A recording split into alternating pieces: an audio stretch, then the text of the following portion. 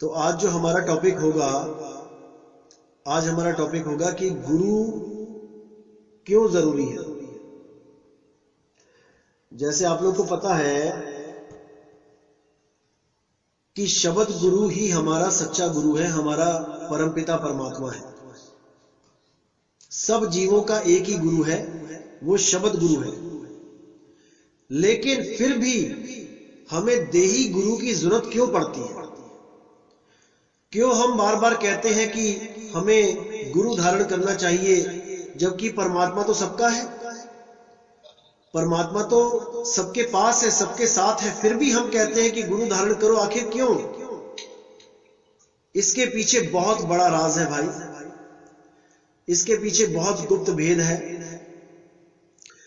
जैसे परमात्मा तो आदि और अंत है, परमात्मा तो हमेशा से ही है, हमेशा से ही है, हमेशा ही रहेगा। लेकिन आज अगर एक बच्चे को हम पैदा होते ही जंगल में छोड़ आए तो क्या उसको वो शिक्षा मिल जाएगी? क्या उसको वो अक्षर ज्ञान मिल जाएगा? क्या उसको वो चीजें मिल जाएंगी जो हम एक गुरु की शरण में जाके प्राप्त करते हैं? कभी नहीं मिलेगी। गुरु धारण करना ही पड़ेगा, तभी वो इस लायक होगा कि वो समाज में बैठ सके, उठ सके, कुछ चार बातें कर सके और ज्ञान प्राप्त कर सके। अगर गुरु धारण नहीं किया तो समझो कि जैसे एक जानवर आता है दुनिया में, वैसे ही आप भी आए और आप भी चले गए। जैसे एक जानवर आया वैसे ही आप आए और आप भी इस दुनिया से चले गए, बिना कोई ज्ञान प्राप्त किए।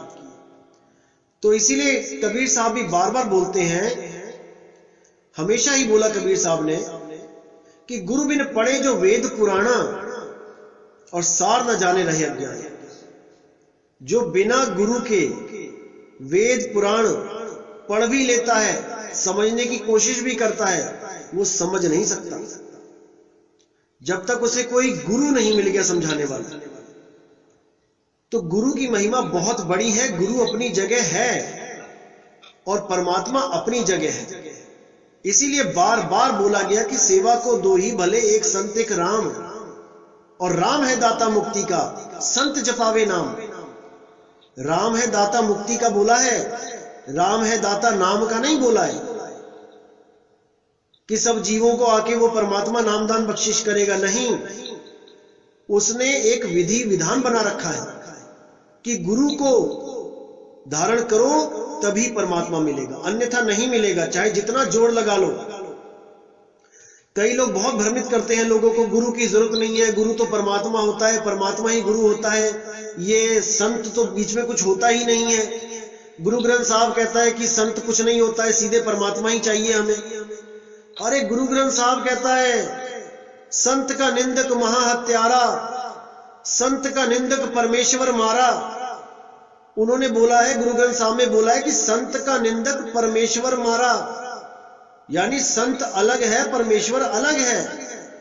परमेश्वर का निंदक परमेश्वर मारा नहीं बोला उन्होंने बोला संत का निंदक, कि संत की जो सच्चे संत की जो सच्चे नाम का प्रचार कर रहा है, उसकी निंदा करने वाला परमेश्वर मारा। परमेश्वर उसका साथ कदापि नहीं देगा, उसको 1,84 में भटकना ही पड़ेगा, क्योंकि वो खुद तो मर ही रहा है और लोगों को भी साथ में लेके जा रहा है।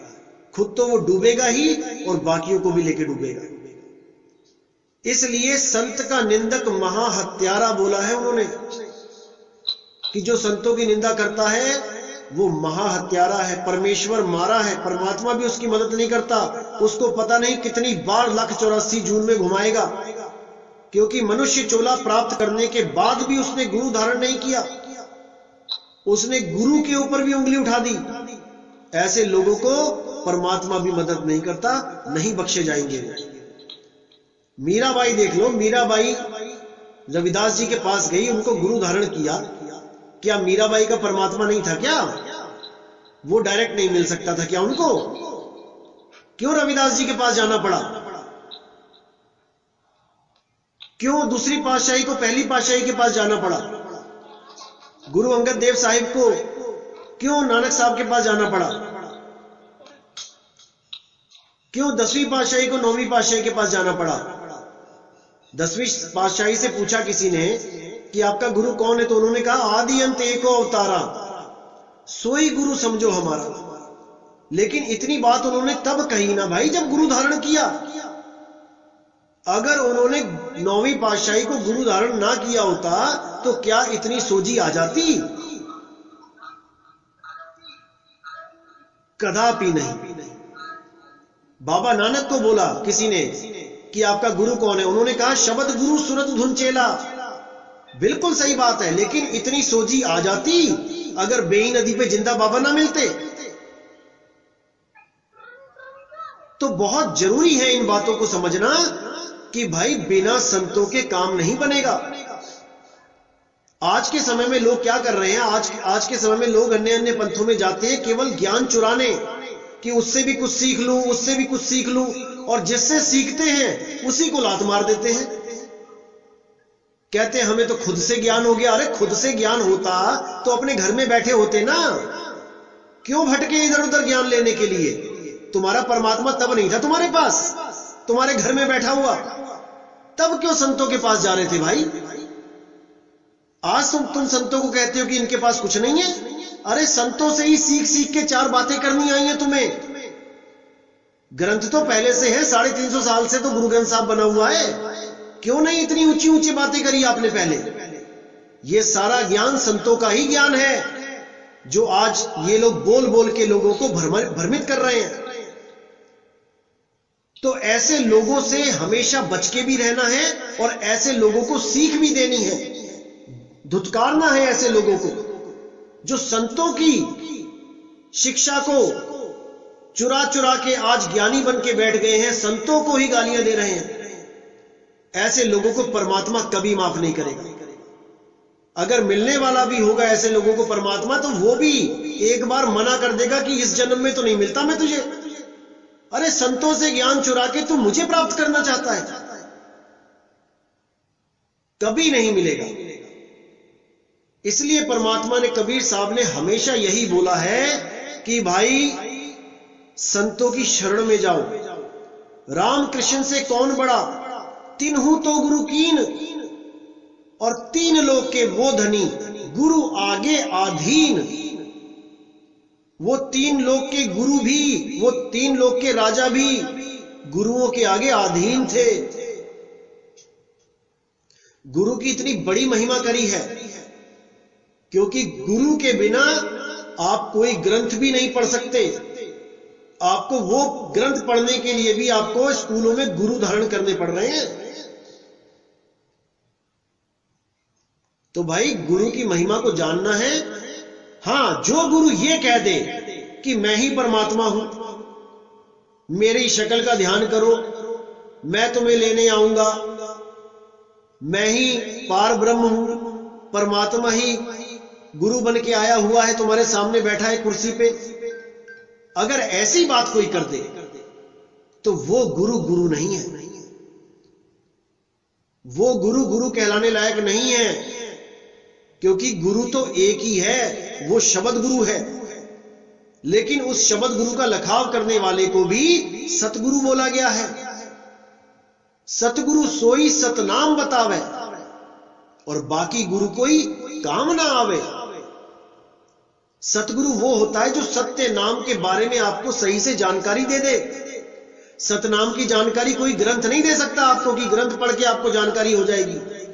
उसमें भी कोड लगे होते हैं। आज तक इन लोगों को ओम सोहम का ही नहीं पता था, यही ओम सोहम जपते थे।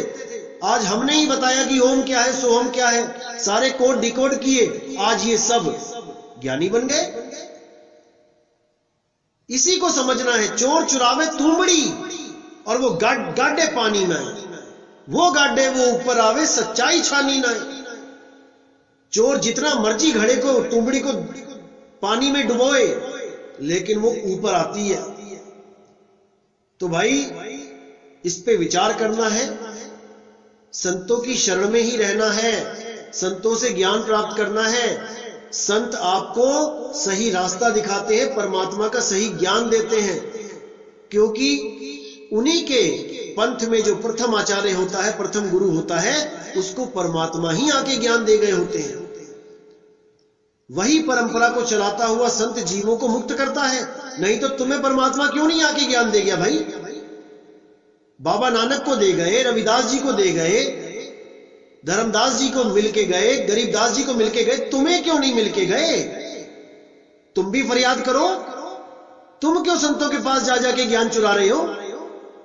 करो फरियाद, बन जाओ गरीबदास, बन जाओ धर्मदास, लगाओ पानी में छलांग जरा अपनी बीवी के साथ। वो तो नदी में कूदने जा रहे थे। बनो मदन साहिब, तो उठाओ तलवार अपने आप को खत्म करने के लिए, बनो बाबा फरीद, बांधो जरा पैर में रस्सी और मारो छलांग कुएं में।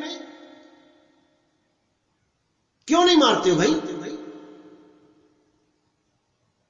तो इसको अच्छी तरह समझना है। भ्रमित करने वाले हजारों आएंगे, लाखों आएंगे, लेकिन जो भ्रमित हो जाए वो परमात्मा का हंस नहीं होता। परमात्मा का सच्चा हंस वो होता है जो नीर शीर का निबेड़ा करता है, जो सत्य असत्य का निर्णय करता है और सत्य पे अटल हो जाता है। जब सत्य पे अटल हो जाता है फिर उसको और कुछ नहीं दिखाई देता, फिर उसको केवल सत्य दिखाई देता है। और दुनिया की कोई भी बड़े से बड़ा कंप्रोमाइज करने के लिए वो तैयार होता है सत्य के लिए। वो सत्य के लिए अटल रहता है, उसको जान की भी परवाह नहीं होती। 9वीं पातशाही गर्दन कटाने के लिए चले गए दिल्ली, 5वीं पातशाही तत्ते तवे पे बैठ गए सत्य के लिए। ईसा मसीह क्रूस पे चढ़ गए, मीरा ने जहर पी लिया, सुकरात ने जहर पी लिया, कबीर साहब को 52 कसनियां करनी पड़ी, बाबा नानक को जेलों में डाल के चक्कियां चलवाई, तो क्या कुछ नहीं किया सत्य के लिए। और ये लोग कहते हैं कि संत कुछ नहीं होता। अरे भाई, संत है तो सब कुछ है। संत ना होते जगत में जल मरता संसार, आग लगी भाई गगन में, झरझर गिरे अंगार।